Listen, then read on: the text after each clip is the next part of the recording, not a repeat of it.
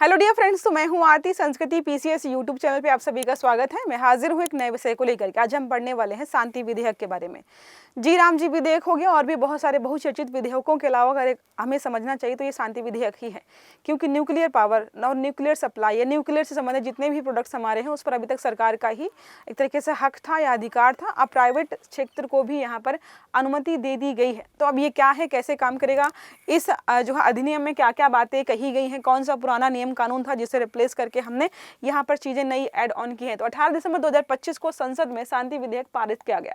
यह विधेयक भारत के परमाणु ऊर्जा से जुड़े जो कानूनी ढांचे हैं वहां पर परिवर्तन करा, सबसे बड़ा परिवर्तन माना जा रहा है। कुछ लोग इसके आलोचक भी हैं, कुछ का मानना है कि इस प्रकार की अनुमति देना प्राइवेट सेक्टर को इतने क्रूशियल या कितने सेंसिटिव इलाके में हमारी सुरक्षा के लिए कल को खतरा हो सकता है, क्योंकि प्राइवेट इंस्टीट्यूशन बस लाभ के लिए काम करते हैं, सरकारी इंस्टीट्यूशन जो है देश के लिए काम करते हैं, ये हमें पता अच्छे तरीके से। निजी क्षेत्र की भागीदारी हो जाएगी सीमित शर्तों के साथ। तो भारत के ऊर्जा संक्रमण, अब इन्होंने बोला है कि हम ऐसा क्यों कर रहे हैं, तो ऊर्जा संक्रमण हमारा हो गया, नेट जीरो जो हमारा 2070 का लक्ष्य है, उन सभी लक्ष्यों को पूरा करने में मदद करने वाला। एक यहाँ पे लिखा भी है, ये सिर्फ एक बिल नहीं है, यह विकसित भारत को सुरक्षित, स्वच्छ और मजबूत भविष्य की नींव रखने के लिए बहुत महत्वपूर्ण हो जाता है।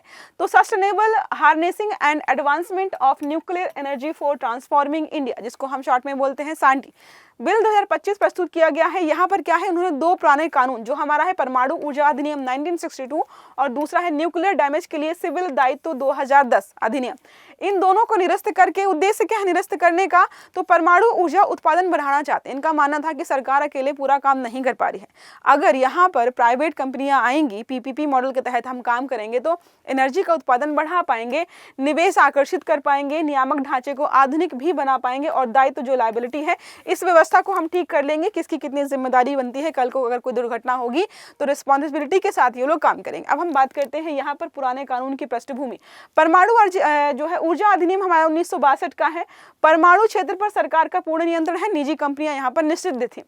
सिविल दायित्व के बारे में बात करते हैं। सिविल दायित्व मतलब होता है अगर कोई कैजुअलिटी हो जाती है तो उसकी रिस्पॉन्सिबिलिटी कौन लेगा।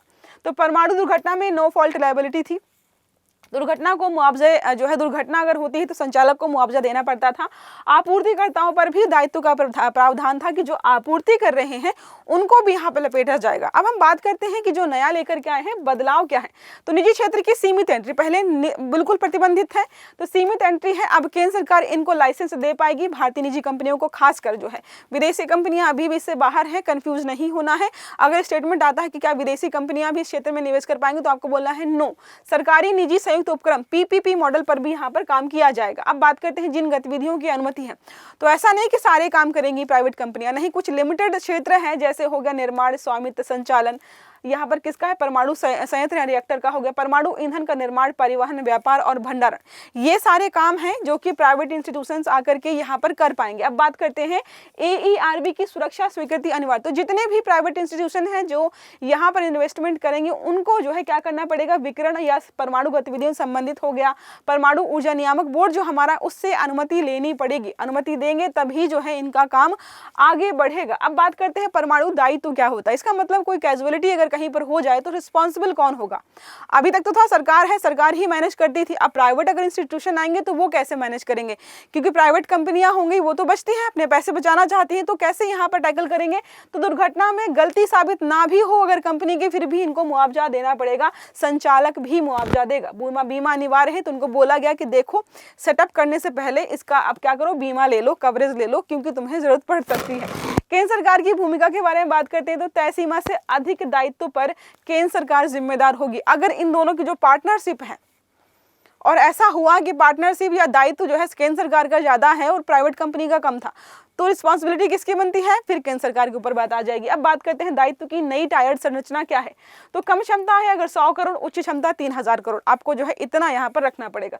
पहले 2010 के कानून में बात करते हैं तो 1500 करोड़ 10 मेगावाट अगर था रिएक्टर्स के लिए रखा गया था। अब बात करते हैं आपूर्तिकर्ताओं से रिकोर्स अधिकार में बदलाव। तो पहले क्या था, दोषपूर्ण उपकरण पर आपूर्तिकर्ता जिम्मेदार था, अब यह आधार जो है हटा दिया गया है। इन्होंने जो है थोड़े बहुत जो है चेंजेस यहाँ पर कर दिए हैं। अब लेकिन रिकोर्स रहेगा यदि अनुबंध में प्रावधान ना हो। अब उन्होंने जो है एग्रीमेंट में कुछ ऐसा बोला ही नहीं कि किसकी गलती है किसकी गलती नहीं है, तो फिर ये चीज रहेगी। जानबूझकर अगर नुकसान किया गया तब भी आपको जो है मुआवजा देना पड़ेगा। उपकरण आपूर्तिकर्ता की चिंताएं कम होंगी और निवेश का माहौल सुधरेगा। ये सारी चीजें जो है यहाँ पर बदल दी गई हैं। मुआवजे का दायरा भी बढ़ा दिया गया है केवल भारत के भीतर। पहले क्या था कि सिर्फ और सिर्फ अगर भारत के भीतर कोई दुर्घटना होती है मुआवजा तभी मिलेगा, लेकिन अब कर दिया गया है कि अगर कोई दुर्घटना भारत के बाहर भी हो रही है, विदेश में हुए नुकसान को भी यहाँ पर कवर किया जाएगा कुछ शर्तों के साथ। देखना पड़ेगा ना रिस्पॉन्सिबिलिटी किसकी है, अधिकार किसके पास ज्यादा थे, लायबिलिटी या जिम्मेदारी भी उसी कितनी बनने वाली है। AERB को वैधानिक दर्जा दिया गया है। साथ में बात करते हैं सैंटी कानून के तहत इसे वैधानिक निकाय बनाया गया है। इसमें कौन कौन होता है AERB में, तो एक अध्यक्ष होगा, एक पूर्णकालिक सदस्य रहता है और अधिकतम 7 अंशकालिक सदस्य भी यहाँ पर मिलकर काम करते हैं। नियुक्ति के बारे में बात करेंगे, नियुक्ति कहाँ से होती है, तो खोज सह चयन समिति की सिफारिश पर किया जाता है। समिति का गठन परमाणु ऊर्जा आयोग द्वारा होता है। कार्यकाल 3 वर्ष अधिकतम 6 वर्ष तक विस्तार किया जा सकता है अगर ठीक लगे इनको तो। अपीली व्यवस्था के बारे में बात करते हैं तो atomic energy redressal advisory council है, केंद्र सरकार और AERB के आदेश पर अपील की जा सकती है। अध्यक्ष क्या होंगे, परमाणु ऊर्जा आयोग के अध्यक्ष यहाँ पर होते हैं। सदस्य में बार के निदेशक होंगे, AERB के अध्यक्ष होंगे, केंद्रीय विद्युत प्राधिकरण अध्यक्ष रहते हैं। परिषद के फैसले के खिलाफ विद्युत अपीली प्राधिकरणों में अपील, यहाँ पर अधिकरण में अपील जो है आप कर सकते हैं। अब इसका महत्व क्या है, तो हमने समझ लिया स्टार्टिंग में ही कि हमारी ग्रीन एनर्जी ट्रांजिशन, जीरो जो है एमिशन को यहाँ पर जो है पूरा करने में मदद करेगा। परमाणु ऊर्जा उत्पादन पहली बात तो बढ़ेगा क्योंकि अब सरकार के साथ साथ प्राइवेट इंस्टीट्यूशंस भी यहाँ पर आ रहे हैं। कोयले पर निर्भरता कम होगी क्योंकि परमाणु आधारित ऊर्जा जो है यहाँ पर ग्रीन एनर्जी के तहत आती है, CO2 एमिशन नहीं होता है। निजी निवेश को हम प्रोत्साहित कर रहे हैं। भारत के नेट जीरो 2070 मॉडल को या कह सकते हैं लक्ष्य को प्राप्त करने में मदद करने वाला है।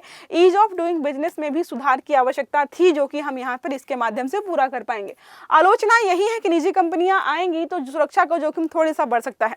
साथ में पीड़ितों के अधिकार कमजोर होने की भी संभावना है क्योंकि प्राइवेट कंपनियां हमें पता है लाभ के लक्ष्य पर काम करती हैं, ना कि जनता के या जो वर्कर्स है वहां पर उनके कल्याण के लिए काम करेंगे। तो ये सबसे बड़ी चिंताएं हैं जिनको लेकर बात की जाए तो, लेकिन फिर भी पास कर दिया गया है। चिंताओं पर भी कल को ध्यान देने ही वाले हैं। प्रश्न हमारा है सैंटी विधेयक 2025 का मुख्य उद्देश्य क्या है। पहला है परमाणु ऊर्जा का पूर्ण निजीकरण, दूसरा है विदेशी कंपनियों को परमाणु क्षेत्र में निवेश, तीसरा है परमाणु ऊर्जा के कानूनी ढांचे का आधुनिकीकरण और चौथा है परमाणु ऊर्जा का पूर्ण निषेध।